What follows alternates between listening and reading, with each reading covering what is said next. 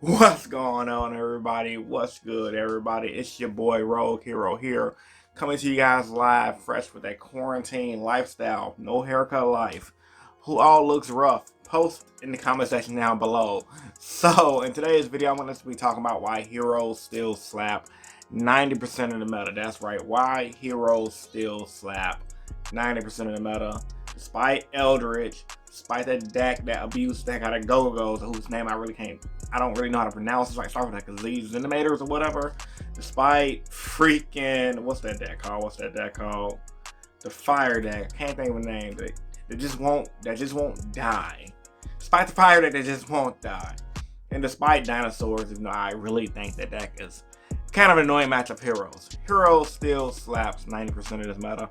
No questions asked. And in this video, I'm going to talk to you guys and tell you guys why Heroes still slap that deck. And the meta, that is. So, with all that being said, let's get into it. Without further ado, let's begin. Starting all the way back in 2015, when the hero deck essentially first came into power, per se, for the modern era. Modern era meaning Masked Hero Darklaw. The deck originated from the Hero Strike structure deck, which introduced Darklaw, pitting Darklaw to the forefront of the hero deck. Because ever since then, let's just face it, hero players, and be honest with me, the deck revolves around Darklaw. Darklaw outs the graveyard. He's a one-card Macrocosmos by banishing every card sent from your opponent's field to the graveyard. And on top of that, he can stop searching, essentially, depending on how big your opponent's hand will be. Earlier forms of heroes, for the way the deck has been built, has been revolving around Darklaw, Set 4 Darklaw, Totally Awesome, which was Darklaw, and of course XYZ heroes that bring out Darklaw for new measures. Fast forward into 2020, where we have the onslaught of Fusion Destiny, we have the onslaught of the Vision heroes, and we have the onslaught of the Destiny heroes being abused again. The hero deck hasn't been increased tenfold. Fusion Destiny allowing the card to have many one-card OTKs. Some might even consider it an FTK if you go for second. And on top of that, a one-card Darklaw. Who does not like one-card Darklaw? And then the Vision Heroes has added tons of more of OTK prowess for the deck to just function natural. Now, I know you guys didn't come in for a history lesson. I just thought it was important to bring up those topics on why this deck can be good in today's meta and in the metas moving forward. The hero deck is essentially right now a go first and stun your opponent type of deck, which is going to be the consistent field of Darklaw Plasma, or go second and OTK your opponent. You can do it many different ways, especially with the go second variant. There's the Mystic Mind variant that was popularized recently, where you just bring out Mystic Mind, stall the opponent out, bring out Vision Hero Trinity, and just OTK over everything. When the Vision Heroes first came out, they were able just to bring out Trinity and do that anyway, but the format was a little slower with Salomon Grades and things of that nature in that little small summer period. But what is Heroes slapping this meta right now? Let's see. The meta really hasn't changed when you guys think about it. Yes, we have Eldritch. Yes, we have that new Zen. I can't pronounce. I'm just gonna call it the Go deck. Yes, we have that new Go deck that revolves around just spamming monsters to the board and bring my board to bust. But when you really think about it, we've been having formats like that. Replace Eldritch with, like, let's say for example, either True Draco or Altergeist. Bam, there you go. They pretty much do the same thing verbatim, just in a different way. If you replace that new deck that doesn't make a big board, Orcus did the same thing a couple of months back. So when you factor in the fact, now this is me using my science, then put my little head together, scratch my wild hair and my wild facial hair. When you put the science together and truly think about the topic of how good is the hero deck as a deck in this format, you realize the deck actually is still pretty freaking good. We've survived the Orcus format. We've survived getting smacked up by Altergeist. We've survived that. Now, do we have the event numbers to show for it? As of right now, no. However, what heroes do have, which I can prove myself, tons of local event tops. And I know you guys were gonna say, oh my god, this guy's bringing up locals, get him out of here. I don't click the video off. But locals still matter in a sense where you get to see where the deck stands on a skill level of everyone in the area being around the same skill, and you may just be that good with the deck. They do have some event tops in the regional. Actually, they have a ton of event tops in regionals around the time before this whole Crush Card virus hit the entire world on quarantine. Before this time, Heroes was getting event tops and wins left and right on the regional circuit, myself included, going to my locals, undefeated 1 week, second place another week, third place another week, winning box tournaments another week, almost winning my OTS championships another week. So I know the potential that the hero deck has had so far this format. And of course, like I said, I've only been out of Yu-Gi-Oh for 3 weeks, and I know a lot can change in the Yu-Gi-Oh in 3 weeks. But these new decks, I just don't see them realistically knocking Heroes out of the meta that much far online. Like, I watched a couple of videos online of people who gave their top 5 best lists, top best deck list in general, and a lot of people really don't mention Heroes, and a lot of people just really haven't mentioned Heroes in previous formats, and I understand the reason why. Heroes is kind of a glass cannon. As a hero player, I'm gonna admit that. However, while it is a glass cannon, while it is easy to beat, it can beat other decks easily, if you will. The arrival of the Evil Hero package. Now, just hear me out. The arrival of the Evil Hero package, making Malicious Bane pretty much undestroyable freaking Raigeki with 3,000 legs, can just completely crap on a lot of decks. Because when they think you're down, they think you're out of resources, guess what? Now you gotta deal with Malicious Bane.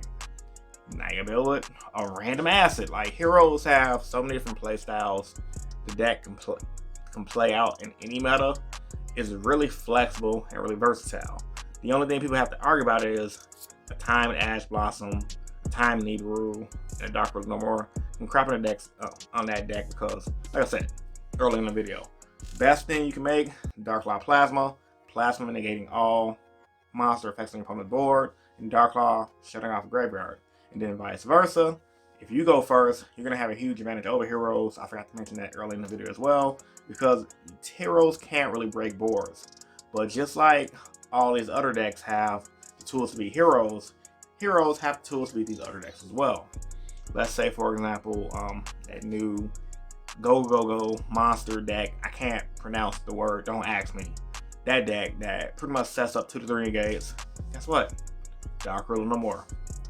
Guess what? Figure out a way to super poly off their board if you're gonna run. You can evolve your deck into Omni Heroes. There are so many different plays that it's not gonna win you the game 90% of the time. However, you still have a good chance against a majority of the meta. Now, based on my studying of the meta over the past couple of weeks that I've been off and playing Yu-Gi-Oh, I think Heroes can just slap Eldritch, in my personal opinion, depending on who goes first. And the same thing for the new deck. But it all really, like, Heroes against the top 2 decks right now, arguably Eldritch and that Go deck, it's like a dice roll game. Literally, Heroes go first, they don't open up their side deck cards, Heroes win. However, they go first, they can open up their stuff, and Heroes open up their stuff, they lose. But when you pit Heroes against everything else, the only decks that really, in my personal experience of playing Heroes throughout the entire year, that really hurt the deck was Dinosaurs. Like I said, well-timed side deck card like Artifact Lancia completely craps on Dinosaurs. And that was pretty much it. Never had a problem with Salads. Never had a problem with Orcus to a degree. Independent. Orcus is always a dice roll game, but Orcus is pretty much free. Salads definitely was free. I've never personally lost a Solomon Great matchup ever with my hero deck. Maybe a couple, I think maybe 2 out of this entire time I've been playing a new version of Heroes. I know I've been coming up in this video as like a hero advocate, and my video feels like it's gonna be all over the place once I finish filming and editing and everything. But I'm just literally looking at everything like, I don't see why a lot of hero players are not doing it as well. And I'm not trying to say I'm the best guy with the hero deck, because in my opinion, I am one of the best. But I'm of a belief that there's always someone better than you, unless I'm just the pinnacle of freaking Heroes. But when it comes down to like everything right down the meta, I just don't see how Heroes cannot beat it per se with the standard setup that they have right now. Now, like I said, I guess the only thing that makes these decks better is because they are more consistent. So against 90% of like a big 20-round event, for example, Heroes may be consistent out of 20 rounds, 15 out of 20, while versus a deck like Eldritch may be 17 to 18 out of 20 times. And that 17 to 18 out of 20 times can just get you there to topping your event. But ultimately, in conclusion, because I'm not trying to stretch this video out too long, at that 10-minute mark like every other YouTuber does, to make a little bit of money off this freaking website. But when you ultimately think about it, other than like the Eldridge and the main two decks right now, which is the Yugioh deck, which abuses Crystalline Needle Fiber. I'm not saying his new English name because it sounds retarded. Other than those two decks, realistically speaking, Heroes really ain't getting slapped around like that. Salads is free, Pendulum is almost free. Literally right before me leaving the game for my little month off I've had, it was literally easy pickings every time I went to the tournaments. Like, yeah, the players I played was skilled, and yeah, it was a hard time beating those set players, but the decks themselves just didn't have enough power to handle a first turn Dark Wall Plasma, or sometimes I could break through their board via a Dark Elude No More, or they just make a weak board and I OTK them. So tell me what you guys think. Does Heroes slap 90% of the meta in your opinion? Let me know. In my opinion, it does. Also, if you like today's shirt, check out the description down below. I am selling these in my Teespring link. They got this on the front with the Heroes symbol on the back. Support your boy. I'm going to be mainly doing, for the time being, discussion topics, because right now, with the way the world is, there's not really much discussion topics they can do. Honestly, this pandemic we're going on with around the world has definitely hurt my channel, because with the lack of me vlogging, I have a lack of inspiration for Yu-Gi-Oh! As a whole. However, I do have some things I want to get off my chest as far as discussion topics that I've been brewing up, so you guys be on the lookout for that. So yeah, man, support your boy Rogue Hero. Live stream maybe sometimes this week. We'll see how this video goes. Give me up to 500 likes, well, I'll definitely get you guys a live stream. Matter of fact, scratch that. Get your boy 200 likes for coming back. I would definitely give you guys a live stream this week, man. All right, y'all. Rogue Hero signing out. Peace. See you guys in the next one.